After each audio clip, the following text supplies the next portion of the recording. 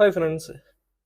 ഈ ദിലീപ് അതിജീവിത വിഷയത്തിലുണ്ടല്ലോ, ഞാൻ ദിലീപിനൊപ്പമാണ്. ഞാൻ ദിലീപിനൊപ്പം നിൽക്കുന്നതിൻ്റെ കുറച്ച് കാരണങ്ങളാണ് ഞാൻ ഈ വീഡിയോയിൽ പറയുന്നത്. ഇത് കേട്ടിട്ട് നിങ്ങൾക്ക് ശരിയാണെന്ന് തോന്നുന്നുണ്ടെങ്കിൽ നിങ്ങൾക്കും ദിലീപിനൊപ്പം നിൽക്കാം, അല്ലെങ്കിൽ നിങ്ങൾക്ക് കമൻ്റായിട്ട് പറയാം ഇതിൽ എന്താണ് തെറ്റെന്ന്.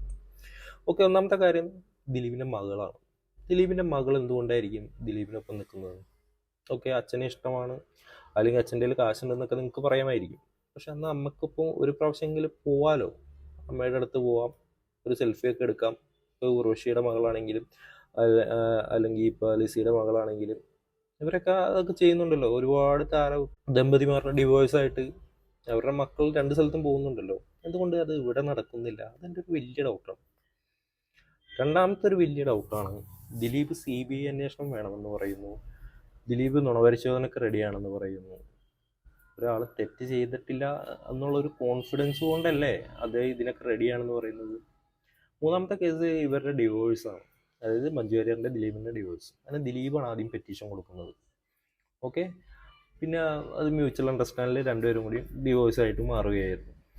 നാലാമത്തെ കാര്യം, ഈ മാർട്ടിൻ പണ്ടേ പറഞ്ഞിട്ടുണ്ട്, 2017 പറയുന്നുണ്ട്, മഞ്ജു വാര്യറും രമ്യ നമ്പീശനും ലാല് പിന്നെ ഇവരെല്ലാവരും കൂടി ചേർന്ന് പണി വെച്ചാണെന്ന് പറയുന്നുണ്ട് ദിലീപിനെതിരെ. അതിനെക്കുറിച്ച് വല്ല അന്വേഷണം ഉണ്ടായോ? അതുപോലെ തന്നെ വേറൊരു പ്രതിയും പറയുന്നുണ്ട്, നിർബന്ധിച്ചിട്ട് കോടതിയിൽ പോലീസ് സ്റ്റേഷനിൽ വെച്ച് കത്ത് എഴുതിയതാണെന്ന്. ഇതിനെക്കുറിച്ച് വല്ല അന്വേഷണം ഉണ്ടോ? അതുമില്ല. ലാലിൻ്റെ കാറിലാണല്ലോ ഈ അതിജീവിതം സഞ്ചരിച്ചത്. ലാലിനെ സാക്ഷിയായിട്ട് എന്തെങ്കിലും ഉൾപ്പെടുത്തുകയോ അങ്ങനെ ഒന്നും കണ്ടതായിട്ട് ഓർമ്മയില്ല. പിന്നെ അതുപോലെ ഈ ലോക്കൽ പോലീസ് സ്റ്റേഷനിലൊന്നും ഇതിൻ്റെ കംപ്ലൈൻ്റ് ഒന്നുമില്ല. ഡയറക്റ്റായിട്ട് IGയോ DGPയോ ഒക്കെയാണ് അന്വേഷിച്ചത്. ഇവിടെയൊക്കെ എന്തോ ചീന് നടന്നില്ലേ. പിന്നെ പണ്ട് പലരും മാറ്റി നിർത്തി ദിലീപിനെ ഒരുപാട് കുറ്റം പറഞ്ഞവർ. ഇപ്പം ദിലീപിനെ നിങ്ങൾ ഒരു എല്ലാ ഫംഗ്ഷനിലും ദിലീപുണ്ട്, എല്ലാവരും ദിലീപിനോട് സംസാരിക്കുന്നു. പക്ഷെ മാറ്റി നിർത്തുന്ന സിനിമാ മേഖല മാറ്റി നിർത്തപ്പെടുന്നത് മഞ്ജു വാര്യരെ അതിജീവിതയാണ്. അതെന്തുകൊണ്ടായിരിക്കും?